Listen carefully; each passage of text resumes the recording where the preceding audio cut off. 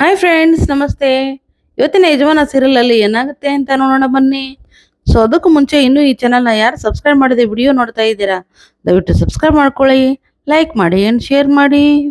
ಸಂಚಿಕೆ ಮೊದಲಿಗೆ ನೋಡೋದಾದ್ರೆ, ತರುಣ್ ಮನೆಯಿಂದ ಎಲ್ರು ಮನೆಗೆ ಬಂದಿರ್ತಾರೆ. ಮನೆಗೆ ಬಂದ್ಮೇಲೆ ಒಳಗಡೆ ಮಂಜುಳಾ ಹೋಗಿ ಎಲ್ಲದನ್ನು ಚೆಕ್ ಮಾಡ್ಕೊಂಡು ಬರ್ತಾಳೆ. ರಾಘು ರಾಘು ನೀನ್ ಅನುಮಾನ ನಿಜ ಕಣೋ, ಯಾಕಂದ್ರೆ ಒಳಗಡೆ ಯಾವುದೇ ವಸ್ತುನ ಅವರು ಕದ್ಕೊಂಡು ಹೋಗಿಲ್ಲ. ಇದ್ರ ಅರ್ಥ ಏನಪ್ಪ, ನನಗಂತೂ ತುಂಬಾನೇ ಭಯ ಆಗ್ತಾ ಇದೆ ಅಂತ ಮಂಜುಳಾ ಹೇಳ್ತಾಳೆ. ಆಗ ದೊಡ್ಡಪ್ಪ, ಅಲ್ಲ ರಾಘು, ಇಷ್ಟೆಲ್ಲ ಆಗಿದೆ ಅಂತ ಗೊತ್ತಿದ್ರು ಯಾಕೆ ಸುಮ್ಮನೆ ಇದೆಯಾ, ಪೊಲೀಸ್ ಕಂಪ್ಲೇಂಟ್ ಕೊಟ್ಬಿಡು, ಆಮೇಲೆ ಏನಾದ್ರು ಆದ್ರೆ ಏನಪ್ಪ ಗತಿ ಅಂತ ಹೇಳಿದಾಗ, ಇಲ್ಲ ದೊಡ್ಡಪ್ಪ, ಅಷ್ಟು ಬೇಗ ನಿರ್ಧಾರ ತಗೊಳಕ್ಕೆ ಆಗಲ್ಲ, ಮೊದ್ಲು ಇದನ್ನ ಯಾರು ಮಾಡ್ತಾ ಇದ್ದಾರೆ ಅಂತ ಕಂಡಿಡಿಯೋಣ, ಆಮೇಲೆ ಯೋಚನೆ ಮಾಡಿ ಒಂದ್ ನಿರ್ಧಾರಕ್ಕೆ ಬರೋಣ ಅಂತ ರಾಘು ಹೇಳ್ತಾನೆ. ಇನ್ನೊಂದು ವಿಷಯ ನಂಗೆ ಅರ್ಥ ಆಗ್ತಾ ಇಲ್ಲ, ಈ ರಾಯ್ ಮತ್ತು ತರುಣ ಎಲ್ಲಿಗೋದ್ರು ಅಂತ ಗೊತ್ತೇ ಇಲ್ಲ. ನಿನ್ನೆಯಿಂದ ಫೋನ್ ಟ್ರೈ ಮಾಡ್ತಾನೆ ಇದ್ದೀನಿ, ಆದ್ರೆ ಅವರು ಫೋನ್ ರಿಸೀವ್ ಮಾಡ್ತಾನೆ ಇಲ್ಲ ಅಂತ ಅನ್ಕೊಂಡು ಮತ್ತೆ ರಾಯ್ ಮತ್ತು ತರುಣ್ಗೆ ಕಾಲ್ನ ಮಾಡ್ತಾನೆ. ಆದ್ರೆ ರಾಯ್ ಮತ್ತು ತರುಣ ಕಾಲ್ನ ರಿಸೀವ್ ಮಾಡೋದೇ ಇಲ್ಲ. ಈ ಕಡೆ ರಾಯ್ಗೆ ಎಚ್ಚರ ಆಗುತ್ತೆ. ಎಚ್ಚರ ಆಗಿ ನೋಡಿದ್ರೆ ಆಸ್ಪತ್ರೆಯಲ್ಲಿ ರಾಯ್ ಇರ್ತಾನೆ. ಪಕ್ಕದಲ್ಲೇ ತರುಣ್ ಬೇರೆ ಮಲಗಿರ್ತಾನೆ. ಮಲಗಿದ್ದನ್ನ ನೋಡಿ ತರುಣ ತರುಣ ಎದ್ದೇಳೋ, ಏನಾಗಿದೆ ನಮ್ಗೆ ಅಂತ ಕೇಳಿದಾಗ, ಅಯ್ಯೋ ಏನಾಗಿದೆ ನಮ್ಗೆ ಅನ್ನೋ ಅಷ್ಟರಲ್ಲಿ ನರ್ಸ್ ಅಲ್ಲಿಗೆ ಬರ್ತಾಳೆ. ನರ್ಸ್ನ ಕಂಡು, ಏನ್ರಿ ಮೇಡಮ್ ಏನಾಗಿದೆ ನಮ್ಗೆ ಅಂತ ಹೇಳಿದಾಗ, ನಿನ್ನೆ ರಾತ್ರಿ ನಿಮ್ಗೆ ಆಕ್ಸಿಡೆಂಟ್ ಆಗಿತ್ತು, ಪೊಲೀಸ್ ಅವರು ಕರ್ಕೊಂಡ್ಬಂದು ನಿಮ್ನ ಇಲ್ಲಿ ಅಡ್ಮಿಟ್ ಮಾಡಿದ್ದಾರೆ ಅಂತ ಹೇಳಿದಾಗ, ಹೌದಾ, ನಮ್ ಇಷ್ಟೆಲ್ಲ ಆಯ್ತಾ, ನಮ್ಗೆ ಗೊತ್ತೇ ಇಲ್ಲ, ಅಲ್ಲ ನಮ್ಮ ಫೋನಲ್ಲಿ ಸ್ವಲ್ಪ ಫೋನ್ ಮಾಡ್ಬೇಕಿತ್ತು ಅಂತ ಹೇಳಿದಾಗ, ಇಲ್ಲ ಅದು ಪೊಲೀಸರು ತಗೊಂಡೋಗಿದ್ದಾರೆ, ಅವರೆಲ್ಲ ಒಂದು ಅವ್ರ ಪ್ರೊಸೀಜರ್ ಮುಗಿಸಿ ನಿಮ್ಗೆ ಫೋನ್ ಕೊಡ್ತಾರೆ ಅಂತ ಹೇಳಿ ಅಲ್ಲಿಂದ ನರ್ಸು ಹೊರಟೋಗ್ತಾಳೆ. ಈ ಕಡೆ ರಾಘು ತುಂಬಾನೇ ಟೆನ್ಷನ್ ಇಂದ, ಅಲ್ಲ ಅವ್ರು ಫೋನ್ ಬೇರೆ ರಿಸೀವ್ ಮಾಡ್ತಾ ಇಲ್ಲ, ಏನಾಗಿದೆಯೋ ಏನೋ, ನನಗಂತೂ ತುಂಬಾನೇ ಭಯ ಆಗ್ತಾ ಇದೆ ಅಂತ ಹೇಳಿದಾಗ, ದೊಡ್ಡಪ್ಪ, ಹೌದು ಕಣೋ, ನನಗೂ ಹಾಗೆ ಅನಿಸ್ತಾ ಇದೆ, ನಿನ್ನೆ ನೋಡಿದ್ರೆ ನಮ್ಮನೆ ಮೇಲೆ ರೌಡಿಗಳು ಅಟ್ಯಾಕ್ ಮಾಡೋಕೆ ಅಂತ ಬಂದಿದ್ರು, ಆದ್ರೆ ಇವತ್ತು ರಾಯ್ ಮತ್ತು ತರುಣ ಕಾಣ್ತಾನೆ ಇಲ್ಲ, ಒಂದಕ್ಕೊಂದು ಸಂಬಂಧ ಇದೆ ಅಂತ ನನಗನ್ನಿಸ್ತಾ ಇದೆ, ಏನಪ್ಪಾ ತುಂಬಾನೇ ಭಯ ಆಗ್ತಾ ಇದೆ ಕಣೋ, ನೀವು ಸ್ವಲ್ಪ ಹುಷಾರಾಗಿರಿ ಅಂತ ದೊಡ್ಡಪ್ಪ ರಾಘುಗೆ ಹೇಳ್ತಾನೆ. ಅದೇ ಟೈಮಿಗೆ ಮಂಜುಳಾ ಝಾನ್ಸಿಗೆ ಒಂದು ಒಳ್ಳೆ ಸೀರೆನ ತಂದುಕೊಟ್ಟು, ತಗೊಳಮ್ಮ ಝಾನ್ಸಿ, ಉಟ್ಕೊಂಡು ರೆಡಿ ಆಗು ಅಂತ ಹೇಳ್ತಾಳೆ. ಏನತ್ತೆ ಇದು ಇಷ್ಟೊಂದು ಚೆನ್ನಾಗಿದೆ ಅಂತ ಹೇಳಿದಾಗ, ಹೌದಮ್ಮ, ಇಷ್ಟು ದಿನ ನಿನ್ನ ನಾನು ಸೊಸೆ ಅಂತ ಅನ್ಕೊಂಡೇ ಇದ್ದಿದ್ದಿಲ್ಲ, ಆದ್ರೆ ಇವತ್ತು ಮನಸಾರೆ ನನ್ನ ಸೊಸೆ ಅಂತ ನಿಂಗೆ ಸೀರೆ ಕೊಡ್ತಾ ಇದ್ದೀನಿ, ಉಟ್ಕೊಂಬಾರಮ್ಮ, ನಿನಗೆ ಒಳ್ಳೇದಾಗ್ಲಿ ಅಂತ ಹೇಳ್ತಾಳೆ. ಆಗ ದೊಡ್ಡಪ್ಪ ರಾಘುನ ಕರೆದು, ತಗೋ ರಾಘು, ಇದು ನನ್ನ ಕಡೆಯಿಂದ ಉಟ್ಕೊಂಬಾರಪ್ಪ, ತುಂಬಾನೇ ಚೆನ್ನಾಗಿ ಕಾಣಿಸ್ತೀಯಾ ಅಂತ ಹೇಳಿದಾಗ, ಸರಿ ದೊಡ್ಡಪ್ಪ ಆಯ್ತು ಅಂತ ಹೇಳಿ ಅಲ್ಲಿಂದ ರೆಡಿ ಆಗೋಕೆ ಹೋಗ್ತಾರೆ. ಈ ಕಡೆ ತಾತ ದೇವರಲ್ಲಿ ಬಿಡ್ಕೋತಾ ಇರ್ತಾನೆ, ಅಪ್ಪ ದೇವರೇ ಕಾಪಾಡಪ್ಪ, ನನ್ನ ಸುಮಿತ್ರನ ಕಾಪಾಡಪ್ಪ, ನನ್ನ ತಂಗಿ ಮಗಳು ಅವಳು, ಅವಳಿಗೆ ಯಾವುದೇ ಕಷ್ಟ ಕೊಡಬೇಡಪ್ಪ, ಅವಳು ಬೇಗ ನಮ್ಮ ಹತ್ರ ಬಂದು ಸೇರೋ ಹಾಗಾಗ್ಲಪ್ಪ, ನನ್ನ ಮೊಮ್ಮಗಳನ್ನ ನಾನು ತುಂಬಾನೇ ಪ್ರೀತಿಸ್ತೀನಿ, ಆದ್ರೆ ಅವಳು ಆ ಪ್ರಣವನ ಮದುವೆ ಮಾಡ್ಕೊಳ್ಳೋದು ನನ್ಗೆ ಇಷ್ಟ ಇಲ್ಲ, ನನ್ನ ಮಗಳ ದುರಹಂಕಾರ ದುರಾಸೆಗೆ ನಾನು ನನ್ನ ಮೊಮ್ಮಗಳನ್ನ ಬಲಿ ಕೊಡೋಕೆ ನಾನು ತಯಾರಿಲ್ಲಪ್ಪ, ಹೇಗಾದ್ರೂ ಮಾಡಿ ನೀನೇ ಇದನ್ನೆಲ್ಲ ಪಾರ್ ಮಾಡ್ಬೇಕಪ್ಪ, ದಯವಿಟ್ಟು ಕಾಪಾಡು ಅಂತ ದೇವ್ರ ಹತ್ರ ಬಿಡ್ಕೋತಾ ಇರ್ತಾನೆ. ಅದೇ ಟೈಮಿಗೆ ಹಿಂದ್ಗಡೆಯಿಂದ ಸುಮಿತ್ರ ಒಂದು ದೇವ್ರ ಹತ್ರ ಬಿಡ್ಕೊಳಕ್ಕೆ ಶುರು ಮಾಡ್ತಾಳೆ. ಅಪ್ಪ ತಂದೆ, ಕೊನೆಗೂ ನನ್ನ ಪಾಪಿಗಳಿಂದ ತಪ್ಸ್ಕೊಂಬಂದು ನಿನ್ನ ಹತ್ರ ಸೇರೋ ಹಾಗೆ ನೀನ್ ಮಾಡಿದೀಯಾ, ಇನ್ನೊಂದು ಆಸೆ ನನಗೆ, ನನ್ನ ಮಗಳನ್ನ ನನ್ನ ಮಾವನ ನಾನು ಸೇರ್ಬೇಕು, ಇನ್ಮೇಲೆ ನಂಗೆ ನೆಮ್ಮದಿಯಿಂದ ಬದುಕೋ ಹಾಗೆ ಆಶೀರ್ವಾದ ಮಾಡಪ್ಪ, ದಯವಿಟ್ಟು ನನ್ನ ಕಾಪಾಡಪ್ಪ ಅಂತ ದೇವ್ರ ಹತ್ರ ಬೇಡ್ಕೋತಾ ಇರ್ತಾಳೆ. ಈ ಕಡೆ ರೌಡಿಗಳು ದೇವಸ್ಥಾನಕ್ಕೆ ಬರ್ತಾರೆ.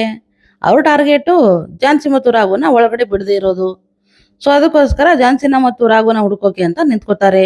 ಅವರು ಇದೇ ಗೇಟಲ್ಲಿ ಒಳಗಡೆ ಹೋಗೋದು, ನಿನ್ನೆ ತರ ಆಗ್ಬಾರ್ದು, ಇವತ್ತು ಯಾವುದೇ ಕಾರಣಕ್ಕೂ ಅವ್ರು ಮಿಸ್ ಮಾಡೇಬಾರ್ದು, ಅವ್ರನ್ನ ಹಿಡಿಲೇಬೇಕು ಅಂತ ಅಲ್ಲೇ ಪಕ್ಕದಲ್ಲಿರೋ ಒಂದು ಗಟ್ಟೆ ಮೇಲೆ ಕೂತು ಬಿಡ್ತಾರೆ ರೌಡಿಗಳು. ಈ ಕಡೆ ರಾಯ್ ಮತ್ತು ತರುಣ ಮಾತಾಡ್ಕೊಂಡು ನಿಂತ್ಕೊಂಡಿರ್ತಾರೆ. ಆಗ ರಾಯ್, ಮೇಡಮ್ ಹೇಗಾದ್ರೂ ಮಾಡಿ ಟ್ಯಾಬ್ಲೆಟ್ನ ಕೊಡಬೇಕು, ಯಾವ್ದಾದ್ರು ಗಂಟೆ ಸೌಂಡು ಅವ್ರಿಗೆ ಕೇಳ್ಬಿಟ್ರೆ ಮತ್ತೇನಾದ್ರೂ ಅನಾಹುತ ಆಗಿದ್ರೆ ಏನ್ ಮಾಡೋದು, ಹೇಗಾದ್ರೂ ಮಾಡಿ ಟ್ಯಾಬ್ಲೆಟ್ನ ಮೇಡಮ್ ಕೊಡ್ಬೇಕು, ಮೊದ್ಲು ಹೋಗಿ ಎಲ್ಲದು ಸರಿ ಮಾಡೋಣ, ಆಮೇಲೆ ಬಂದು ಈ ಪ್ರೊಸೀಜರ್ನ ಕಂಪ್ಲೀಟ್ ಮಾಡಿದ್ರೆ ಆಯ್ತು ಅಂತ ಅನ್ಕೊಂಡು ಅಲ್ಲಿಂದ ಹೊರಟೋಗ್ತಾರೆ ರಾಯ್ ಮತ್ತು ತರುಣ. ಈ ಕಡೆ ಚಾನ್ಸಿ ತುಂಬಾನೇ ಚೆನ್ನಾಗಿ ಒಳ್ಳೆ ಗೊಂಬೆ ತರ ರೆಡಿಯಾಗಿ ಹೊರಗಡೆ ಬರ್ತಾಳೆ.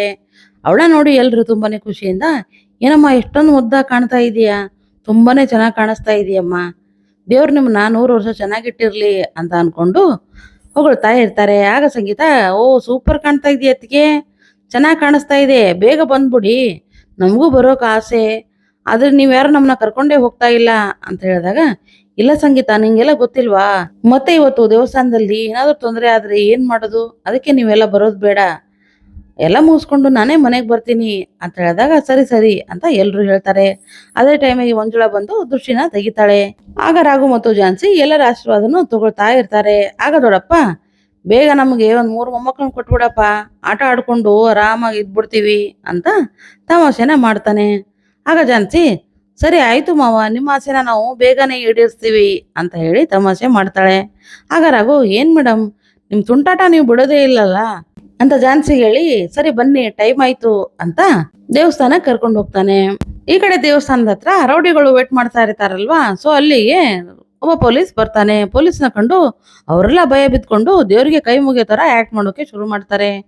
ಆಗ ಪೊಲೀಸ್ ಹತ್ರ ಬಂದು ಏನ್ರೋ ಏನ್ ಮಾಡ್ತಾ ಇದ್ದೀರಾ, ನಿಮ್ಗೇನ್ ಕೆಲಸ ಇಲ್ಲಿ ಅಂತ ಹೇಳಿದಾಗ ಅದು ದೇವ್ರಿಗೆ ಕೈ ಮುಕ್ಕೊಂಡು ಹೋಗೋಣ ಅಂತ ಬಂದಿದ್ವಿ ಸಾರ್ ಅಂತ ಹೇಳಿದಾಗ ನನಗೆ ಗೊತ್ತು ನೀವೇನು ಅಂತ, ಏನು ಯಾರು ಸ್ಕೆಚ್ ಹಾಕಕ್ ಬಂದಿದ್ದೀರಾ, ಏನ್ ಮಾಡ್ಬೇಕಂತ ಬಂದಿದ್ದೀರಾ ಅಂತ ಹೇಳಿದಾಗ ಅದು ಹಾಗಿಲ್ಲ ಸಾರ್ ಎಲ್ಲ ಬಿಟ್ಬಿಟ್ಟಿದ್ವಿ ಅಂತ ಹೇಳ್ತಾನೆ ರೌಡಿ. ಟೆನ್ಷನ್ ಮಾಡ್ಕೊಳಕ್ ಹೋಗ್ಬೇಡಿ, ನಾನು ನಿಮ್ ಕಡೆಯವನೇ ಅಂತ ಪೊಲೀಸ್ ಹೇಳಿದಾಗ ರೌಡಿ ಹೌದು ಸಾರ್ ನಿನ್ನೆ ಅವರು ನಮ್ಗೆ ಚಳ್ಳೆ ಹಣ್ಣು ತಿನ್ಸ್ಬಿಟ್ರು, ಅದಕ್ಕೆ ಇವತ್ತು ಮಿಸ್ ಆಗ್ಲೇಬಾರ್ದು ಅಂತ ಮೇನ್ ಗೇಟ್ ಹತ್ರನೇ ಕೂತ್ಕೊಂಡ್ಬಿಟ್ಟಿದೀವಿ, ಅವನು ಯಾವುದೇ ಕಾರಣಕ್ಕೂ ತಪ್ಪಿಸ್ಕೊಳಕ್ಕೆ ಸಾಧ್ಯನೇ ಇಲ್ಲ ಅಂತ ಹೇಳಿದಾಗ ಈ ಗೇಟಿಂದ ಅವನು ಬರೋದಿಲ್ಲ, ಹಿಂದ್ಗಡೆ ಗೇಟಿಂದ ಬರ್ತಾನೆ, ಹಿಂದ್ಗಡೆ ಗೇಟಿಗೆ ಹೋಗಿ ಅಂತ ಹೇಳಿ ರೌಡಿಗಳನ್ನ ಆ ಕಡೆ ಕಳಿಸ್ಬಿಡ್ತಾನೆ.